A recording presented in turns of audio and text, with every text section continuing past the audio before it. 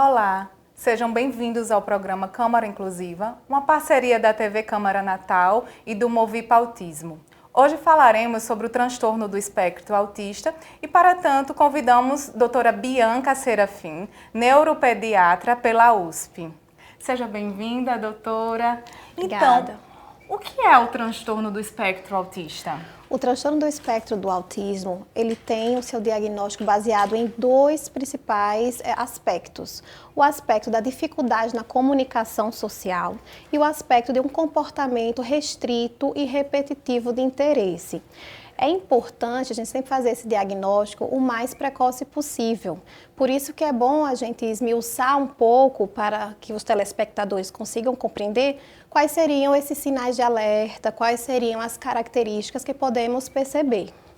Então, em relação à questão da comunicação social, vai ser uma criança que tem uma dificuldade de iniciar e manter relacionamentos, que às vezes fica muito isolado, tem um isolamento social. E em relação a, claro, tem diversas outras características também que a gente pode pontuar. Ela pode ter uma dificuldade de perceber qual é a necessidade do outro, de ter uma reciprocidade social e manter a atenção compartilhada. Esses são alguns dos principais pontos. E já em relação ao comportamento restrito, tem a estereotipia, que é muito frequente, né, Liliane? Que a gente vê o abanar das mãos, e também a questão da ecolalia, que a gente pode perceber durante toda a fase do desenvolvimento e às vezes é um dos únicos sinais que a gente consegue perceber na criança.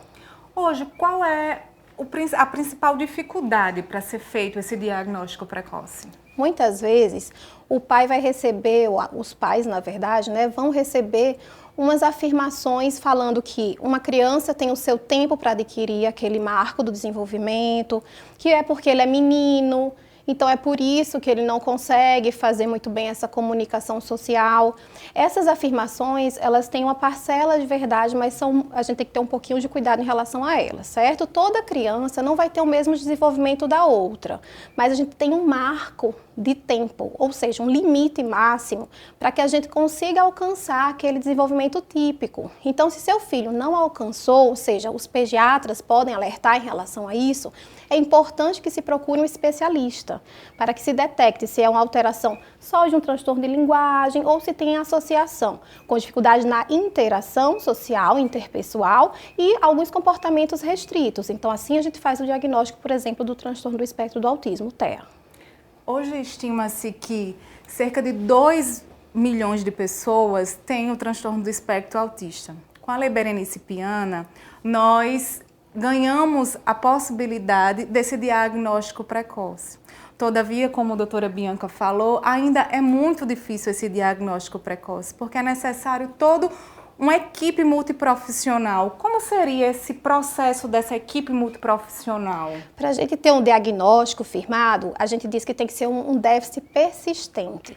Então, a gente precisa fazer uma estimulação daquela criança antes de fechar um diagnóstico médico.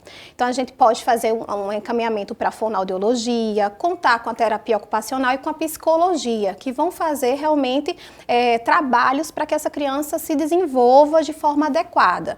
A gente reavalia, em geral, após 6 meses, que já é um tempo que a criança que não foi estimulada prévia já vai atingir uma curva de desenvolvimento típico.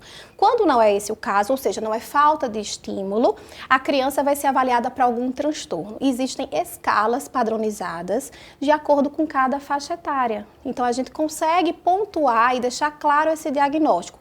Claro, se for muito leve, né, na questão da gravidade, a gente às vezes precisa fazer uma avaliação mais detalhada e demorar um pouco mais. Mas, em geral, a gente consegue chegar a um diagnóstico precoce em meses no máximo. Antigamente, não tinha essa questão de falar tanto sobre os autismos, né? E a gente tem um espectro que vai do leve até o severo. E hoje essa questão do diagnóstico precoce tão falado, mas vale a pena salientar sobre a questão do diagnóstico tardio. Quais seriam esses sinais, né, do autismo tardio? O diagnóstico tardio costuma ser um desafio até maior para os profissionais, porque até mesmo os pais já se acostumaram com a criança, não sabe dizer ou precisar muito bem qual é a dificuldade daquele adolescente, mas sinais de alerta claros que a gente pode ver é quando a criança ela não consegue se engajar em um grupo social. Ela é aquela criança que só vai conseguir falar sobre o mesmo assunto, às vezes só fala sobre dinossauro, só fala sobre cosplay, então assim, ela tem um círculo muito restrito em relação aos interesses que essa criança vai ter, esse adolescente. E quando não, ele não consegue manter uma conversação. Outra dica muito importante para os pais é que essa criança vai ter dificuldade nas pistas sociais, ou seja, minúcias, né? Algumas metáforas. Então é muito complicado para essa criança se inserir quando está num contexto de amizade, principalmente na adolescência, que a gente tem muitas piadas, muitos trocadilhos. Essa criança ela pode ficar isolada e até tentar mimetizar olhando para o outro parceiro da mesma idade para entender qual seria o comportamento típico para aquela situação. Então, quando você percebe que existe algo diferente ou que tem uma dificuldade nesse entrosamento, que existem esses interesses mais restritos que atrapalham na interação daquele adolescente, é um sinal de alerta. Uma coisa importante, voltando no tema ecolalia, que às vezes a criança desenvolve um discurso, mas ela ainda coloca um discurso aprendido previamente. Então, a gente faz uma ecolalia dentro do contexto, que a ecolalia é realmente de ecoar o que ele escutou previamente, aquele discurso, e coloca dentro de um contexto que ele ache coerente. Então, é outro sinal de alerta. Hoje, também temos bastante dificuldade em relação à aceitação da família pela questão de aquela criança se comporta daquela maneira, sobre a escola, questão do bullying. Então, é importante que você aí de casa preste atenção nessa pessoa. Um diagnóstico não é uma sentença de morte. É preciso que esse diagnóstico venha para que seja estimulado. E esse diagnóstico para estimulação, né? Qual é a importância? Olha, voltando nessa questão da aceitação, realmente eu recebo muitos pacientes, né? E os pais estão muito aflitos, em geral, às vezes nem querem receber esse diagnóstico no primeiro momento. Mas quando a gente trabalha que é importante a gente diagnosticar essa condição, porque ele tem um tratamento específico, a gente precisa de uma intensidade maior, Liliane, do tratamento. Não pode ser avaliações apenas semanais, uma vez por semana. A gente tenta fazer isso intensivamente, que é a maior recomendação. Fazer realmente uma gama de profissionais interdisciplinares, então fono, TO, uma psicologia que tem uma especialização, então baseado na terapia cognitivo-comportamental. A gente consegue dar um norte para aquele paciente e ver resultados diferentes daqueles que são tratados com a terapia apenas convencional. Então a importância do diagnóstico não é rotular aquela criança, e sim abrir um horizonte de tratamento para ela e um panorama de desenvolvimento diferente do que ela pode ter sem esse tratamento adequado. Então é muito importante. A pessoa com transtorno do espectro autista é uma pessoa com deficiência. E esse diagnóstico é importante porque ele vai garantir direitos para essa pessoa. Independente do grau leve ou severo, essa pessoa precisa do estímulo, precisa de uma assistência e precisa ser considerado pessoa com deficiência, seja a nível de prioridade numa fila, na vaga do preferencial. Então é importante que você que está em casa, que tem uma pessoa com deficiência, uma deficiência não visível, se atente para buscar esse diagnóstico, para poder estar incentivando e assim buscar a questão do torná-lo funcional. Afinal, não estaremos aqui para sempre. Então, uma das nossas maiores dificuldades é tornar a pessoa com deficiência dentro do espectro autista, tanto leve quanto severo, torná-lo funcional. E isso é possível, doutora? Claro, essa é a nossa meta sempre. Claro, quando a gente tem um grau mais grave, né, mais acentuado, a gente tem a meta de chegar em moderado, de moderado passar para leve. Então, a gente pretende sempre conseguir uma autonomia e independência, ou seja, a gente vai ganhar em funções adaptativas. O que é isso? A gente conseguir conviver na sociedade, na comunidade, sabendo qual é a minha independência pessoal e sabendo também qual é a responsabilidade social. Então, isso é possível sim, é sempre a nossa meta. E é o que a gente tem que buscar com as terapias. E entender os seus direitos faz parte dessa independência pessoal e de responsabilidade social. Então é isso. Muito obrigada, doutora Bianca. Eu que agradeço, Liliane. E fiquem aí, próximo bloco, conversaremos com a fonoaudióloga Luana Prígio, do Instituto Santos Dumont. O Câmara Inclusiva volta já. Mais de 50% das crianças do terceiro ano do ensino fundamental não entendem o que leem. E só a educação pode mudar isso. A gente aprende as letras muito bem. Qual é a que parece uma casa? O A. Qual que parece um raio? O Z. Se você não for à escola, você não vai saber. Para aprender a ler, precisa estudar bastante. Ajude a LBV a tornar real para milhares de crianças a oportunidade de melhorar a leitura.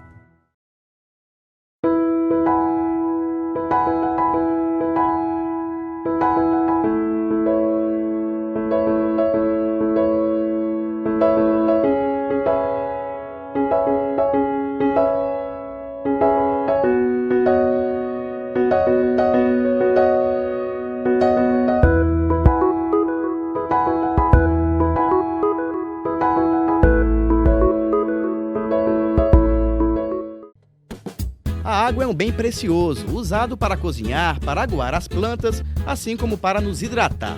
Mas você sabia que esse líquido que a gente bebe todos os dias pode acabar? Por isso é preciso economizar a água que consumimos. Aí vão algumas dicas. No banheiro, feche a torneira enquanto escova os dentes ou faz a barba. E estipule um tempo aproximado de 5 minutos para o seu banho. Na cozinha, feche a torneira enquanto ensaboa a louça e só volte a abrir quando for para enxaguar. E na parte de fora da sua casa, use um balde para lavar o carro e a calçada. O uso de mangueira aumenta o desperdício de água. Faça a sua parte. Juntos podemos fazer um mundo melhor. Uma iniciativa do Instituto Federal de Educação, Ciência e Tecnologia do Rio Grande do Norte.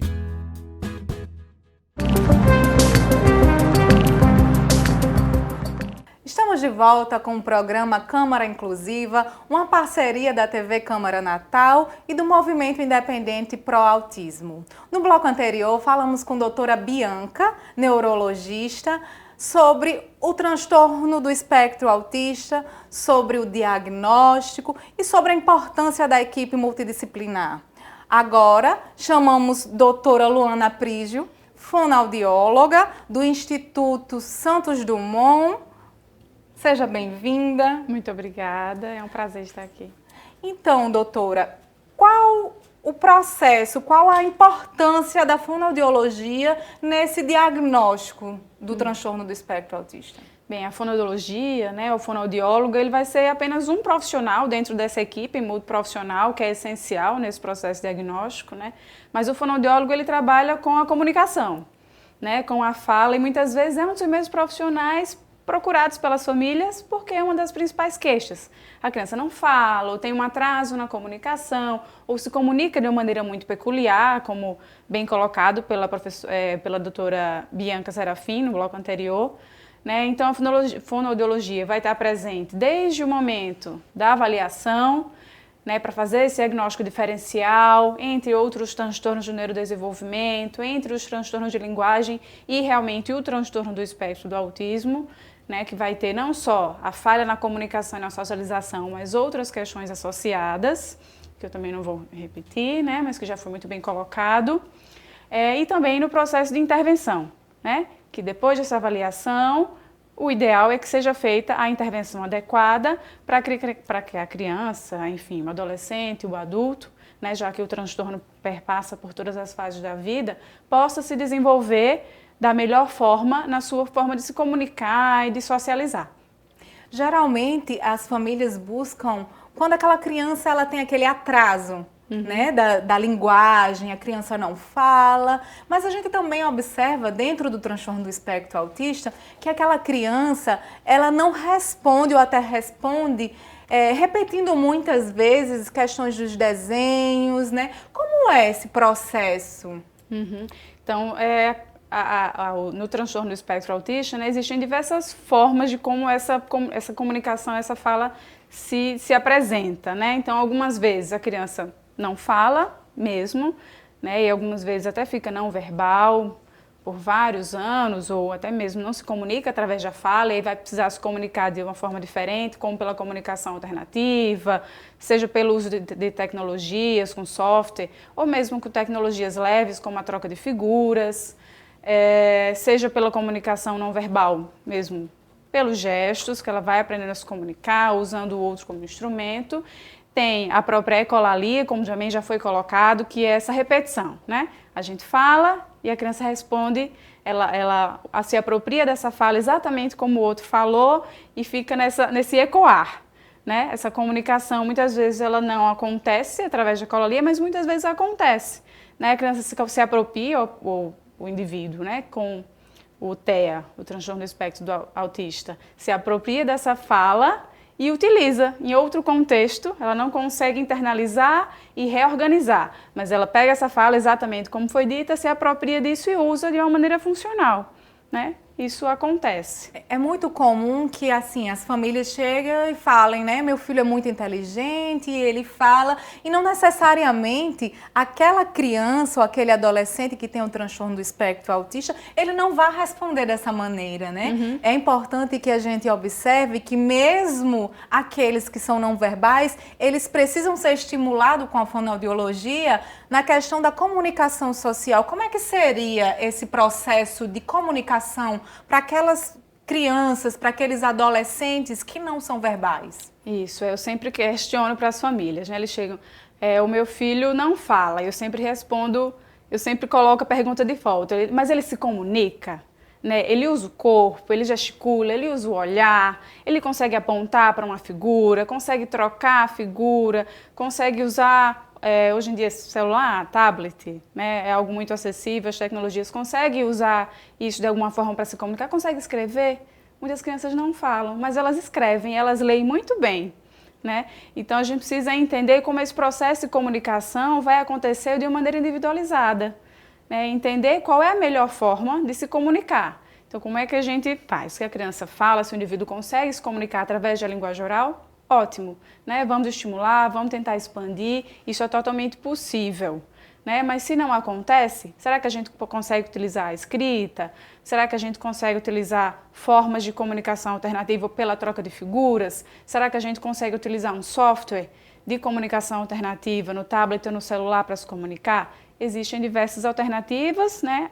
E eu citei algumas delas. É comum que algumas mães relatem aquela questão da criança manter aquele desenvolvimento, ela chega a falar, ela responde e de uma hora para outra ela para, né? E aí, como seria essa questão, né? Ele perde, ele tem alguma questão implicada nas cordas vocais, alguma questão, ou é realmente do transtorno do espectro autista? Pois é, né? Essa questão ela é realmente muito comum e geralmente acontece aí por volta de 1 ano e meio, né? Essa queixa das famílias dessa fala que começa a aparecer e depois ela desaparece e essa falha na interação e na comunicação persiste, né?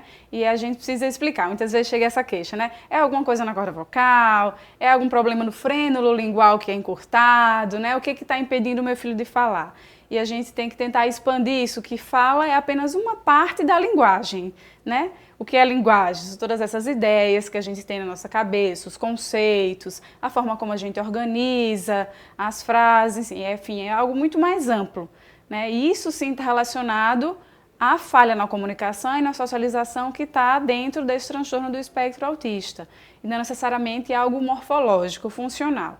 O frênulo preso, algum problema nas pregas vocais, vai ter um impacto na fala e na comunicação, mas não da forma como se apresenta no transtorno do espectro do autismo, que é realmente um transtorno de linguagem, né? E aí tem a apraxia de fala também, que é uma outra questão que geralmente está associada, que pode vir associada a questões de transtorno do espectro autista. Então, a apraxia de fala seria uma outra situação, não necessariamente uma pessoa com transtorno do espectro autista teria apraxia? Não necessariamente, né? É possível ter o TEA e ter a apraxia, mas é possível ter apraxia e não ter TEA, né? Mas é algo que ultimamente a gente tem percebido que é muito comum. O TEA com também um quadro de apraxia de fala. Fala um pouco o que seria essa apraxia, para que a gente consiga em casa fazer essa diferença entre a apraxia, entre a ausência da fala do transtorno do espectro autista. Do transtorno do espectro do autista, como eu já coloquei, né, geralmente é um transtorno de linguagem, uma dificuldade de interação, de iniciativa, de se comunicar de uma maneira geral, utilizando qualquer forma de comunicação possível, né, mas muitas vezes vem associado um quadro de apraxia de fala, que basicamente, de uma maneira simples, seria como se dentro do nosso cérebro eu soubesse o que quero dizer, mas o meu músculo, a musculatura da boca, dos lábios, da bochecha, do palato mole, de todas essas estruturas, elas não respondem naquele momento, com aquele planejamento, daquela forma que eu gostaria, né? Da mesma forma como o movimento da ponta dos dedos é um movimento muito fino, o movimento de lábios, línguas, dentes, bochecha precisa ter algo muito preciso e muito refinado para que eu possa produzir uma fala inteligível, né? E precisa ter uma conexão entre a forma como os neurônios programam isso e a forma como o meu músculo recebe essa informação para executar, além de tantas outras questões. Mas, de uma maneira simples, seria essa falha dessa comunicação e dessa organização que faz com que eu até sei o que quero dizer, mas a informação ela não chega a ponto que os meus músculos possam produzir os sons adequados da minha língua para que eu consiga expressar isso para o outro. E o que a gente vê de diferença, né? No transtorno do espectro do autista, tem essa falha na interação e algumas vezes também junto com a apraxia, ou seja, eu falho em interagir e eu falho em produzir aquilo que eu até já conseguiria. E só na apraxia de fala, eu até consigo dizer, eu interajo, eu olho, eu aponto, eu gesticulo, mas não consigo produzir os sons. Então, é um diagnóstico diferencial que precisa ser muito cuidadoso. E aí agora, esquecendo um pouco a questão do diagnóstico, né? Aquela criança, aquele adolescente que ele fala, mas que ele tem um pouco de dificuldade, como seria essa intervenção no caso da fonoaudiologia para ajudá-lo? O adolescente tem essa dificuldade na fala em si? Em se comunicar, no caso, né? Porque a maioria das vezes a gente pensa que aquela pessoa que fala, ela não vai precisar do fonoaudiólogo, né? Tantas outras coisas que o transtorno do espectro autista necessita, essa equipe tão multidisciplinar e tão difícil de se encontrar, né? Mas não necessariamente porque ele fala, ele não vai precisar de um fono, né? E aí, como é que é esse processo? Assim, quais são as etapas, essa questão das intervenções? Sim, um ponto importante, né? A gente falou aqui de quem não consegue falar, né? Mas um ponto importante é que a gente vê tantas crianças, adolescentes, adultos que conseguem falar, falam todas as palavras, todos os sons adequadamente, mas tem a falha na função contextual da linguagem, né? Falam, mas falam alguma coisa ali que não tem nada a ver com o contexto, ou falam as frases de um jeito desorganizado, né? Falam, mas não conseguem se fazer entender, e aí a programação é totalmente diferente para quem tem uma falha de praxia mesmo, né? Vai ser uma programação linguística, né? O que eu vou falar naquele momento, como é que eu vou perceber o outro, em que ambiente eu estou, como é que eu vou escolher as palavras, qual é a organização da frase, né? Então, é uma construção de linguagem, né? De como falar, o que falar, como organizar, baseado no contexto que a pessoa vive e na língua em que ela está inserida. Descobrimos, conversando aqui, que a doutora Luana, ela faz parte do Centro Anita Garibaldi, em Macaíba. Explica pra gente como funciona esse centro, qual é o público? Tá, no Centro Anita Garibaldi, né, nós temos um centro de educação e pesquisa, então lá nós funcionamos, como você falou, é difícil encontrar uma equipe multiprofissional, então lá nós temos uma equipe muito bem estruturada, né, com neuropediatra, com neuropsicóloga, fisioterapeuta, eu como fonoaudióloga e terapia ocupacional.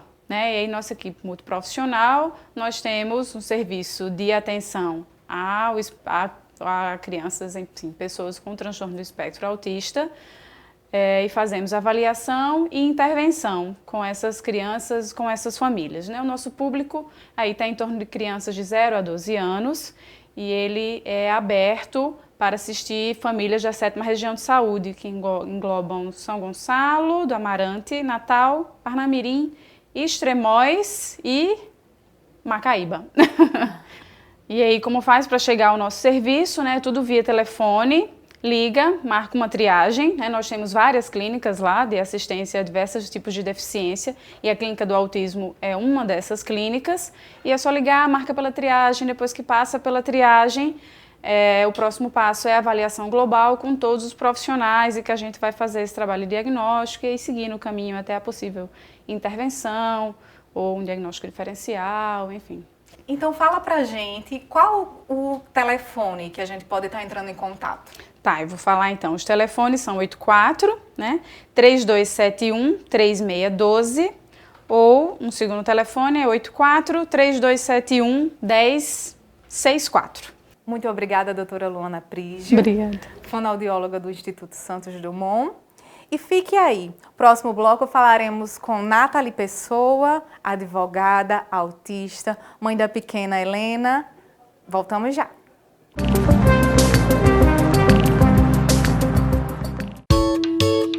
Quanto mais mochilas se fecham, mais oportunidades se abrem para todos. Sua colaboração não financia só mais um caderno. Quando você doa, dá a chance para milhares de crianças e adolescentes continuarem estudando. Colabore e veja como você constrói essa história. lbv.org/nota 10. Proteger a infância é acreditar no futuro.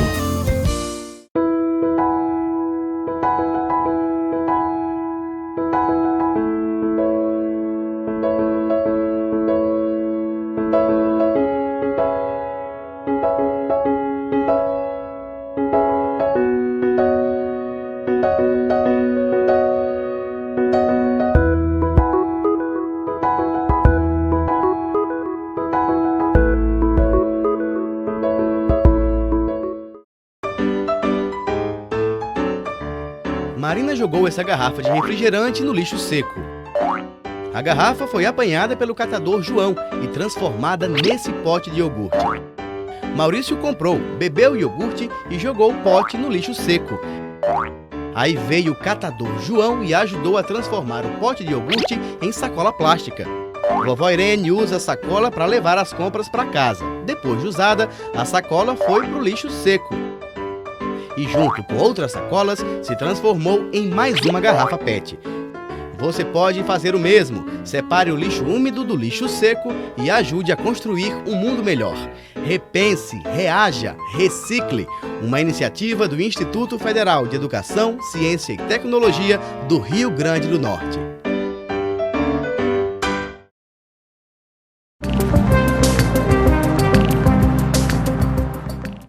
Estamos de volta com o programa Câmara Inclusiva, uma parceria da TV Câmara Natal com o Movimento Independente Pro Autismo. Estamos agora com Nathalie Pessoa, advogada, mãe da pequena Helena e autista. Então, Nathalie, como foi essa sua primeira infância? Bom, eu nasci em São Paulo, né, e morei lá até os meus 10 anos de idade. E assim, eu sempre apresentei sinais do espectro autista. Eu tive atraso de fala. Eu vim definir minha fala com aproximadamente os 4 anos de idade. Então assim, eu falava tudo enrolado, não era definido, mas apontava tudo o que eu queria, né? Se eu queria água, relata minha mãe, queria água, eu apontava, sempre foi assim. E sempre apresentei as estereotipias, os movimentos repetitivos das mãos e aqueles momentos que eu precisava me isolar um pouco para ficar com meus brinquedos. Tive essa dificuldade de interação social também, desde nova. E aí, assim, meus pais sempre me levaram aos especialistas, só que na época era muito difícil o diagnóstico, mesmo morando em outro estado, e era muito difícil. Eu era acompanhada por psicólogos, fonoaudiólogos, vários especialistas, mas nunca fechavam o meu diagnóstico, né? E isso, quando eu cheguei em Natal, depois dos 10 anos de idade, 10 para 11 anos de idade, aí foi agravando mais, né? Nas escolas, na escola eu tinha dificuldade de interação social, a questão de focar o olhar, hoje eu consigo melhor, mas eu tinha essa dificuldade de focar o olhar e eu olhava através de você, né? Eu olhava para outros lugares, só que eu não olhava bem para as pessoas, né? E assim, e na escola a dificuldade era mais assim, porque eu sempre me chamava de esquisita, eu não conseguia manter, né, aquele convívio, né, de grupo, de colegas, tal, sempre estava ali me isolando. E aí, durante esse processo, né, você se percebeu diferente. E aí, até o diagnóstico do transtorno do espectro autista, como se deu esse diagnóstico? Bom, quando, por meados de 15, 16 anos, eu comecei a perceber que eu era diferente. Né, até com a minha interação com o pessoal da família, quando faziam as reuniões, churrasco, almoço, sempre tinha aqueles momentos que eu queria me isolar, ficar quietinha. E eu, assim, às vezes eu não entendia porque vamos dizer assim, eu funcionava dessa maneira e as outras pessoas, pior ainda, não entendiam, né? Então, assim, eu percebia que eu era diferente e queria entender aquilo. O barulho, muitas pessoas conversando, eu não conseguia acompanhar as várias conversas numa mesa de família. E o barulho me incomodava muito, né? A questão se era de noite, era a luminosidade, sempre isso me incomodava. O meu diagnóstico foi na fase adulta, foi um diagnóstico tardio, né? E assim, meus pais sempre pelejaram, procuravam ajuda. E assim, os especialistas, na época, vamos dizer assim, dos anos 90 para o início de 2000 e até mais ou menos 2008, mais ou menos, pouco se via profissionais que entendiam do autismo, porque a maioria dizia assim que autista é aquele que era bem limitado, não se pensava em autistas leves, né? E assim, foi mais assim a falta de informação mesmo de muitos profissionais da época. E aí, após esse diagnóstico, como é que você vê hoje? Se vê hoje, já dá para se aceitar melhor? Como é que funciona essas dificuldades, como você falou pra gente, do som? Como funciona agora nessa fase adulta? Bom, em 2009, eu comecei a ter crises muito fortes, que eu fiquei mais ou menos mais de um mês sem sorrir. Né, minha mãe lembra, eu sempre falava.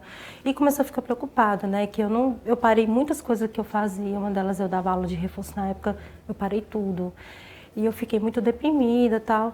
E aí fui para uma psicóloga e ela disse assim, não, ela tem que procurar um psiquiatra porque é de saúde, né? Aí fui para um psiquiatra que eu tô com ele até hoje, Dr. Francisco Massa Pinheiro, e comecei o tratamento com ele em 2009. Em 2011, ele fechou meu diagnóstico.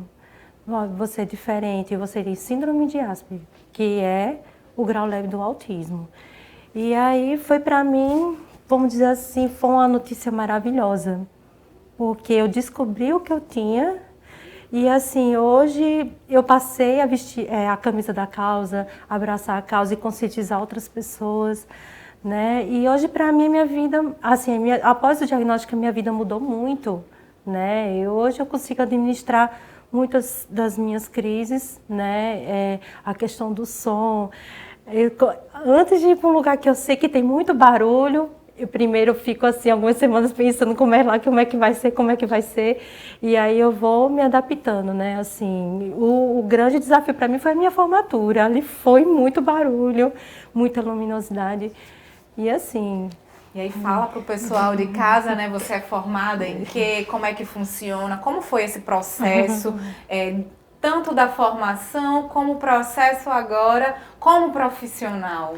Bom, quando eu comecei a faculdade de Direito, foi em 2010, eu não era diagnosticada ainda, né? Eu já estava com meu psiquiatra, fazendo tratamento, porém, eu sofri muito bullying, Meu primeiro ano de faculdade foi só de bullying, né? Muitas pessoas me isolavam, me chamavam de esquisito, entrava em crise.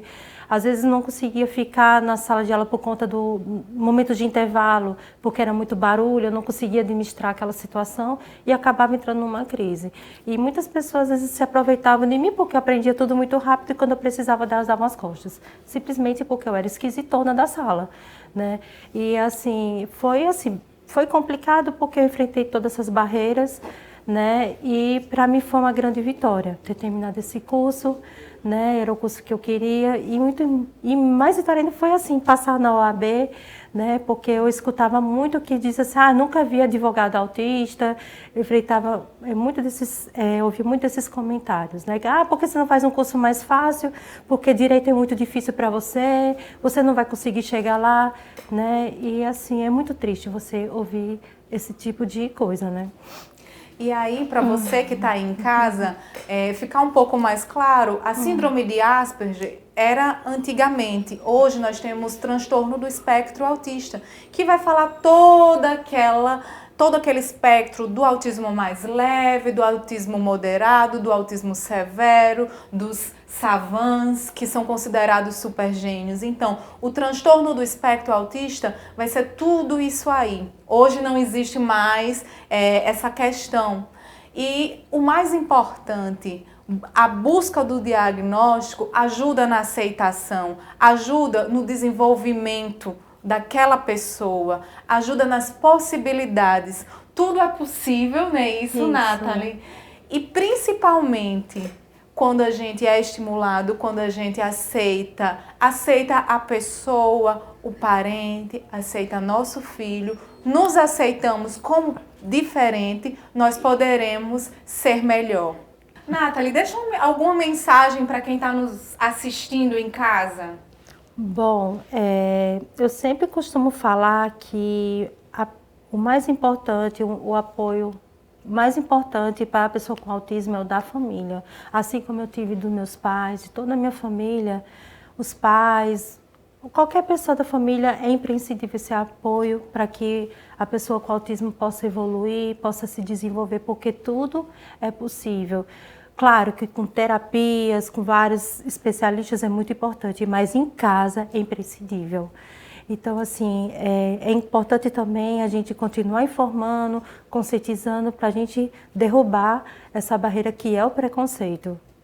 Obrigada, Nathalie Pessoa, advogada, autista, mãe da pequena Helena, que nos trouxe a sua linda história de inspiração e mostrou, sim, que é possível. O programa de hoje fica por aqui. Obrigada pela companhia e não percam, próximo sábado, 1h20, o programa Câmara Inclusiva, onde abordaremos o transtorno do espectro autista, sobre as deficiências e a visão da terapia ocupacional.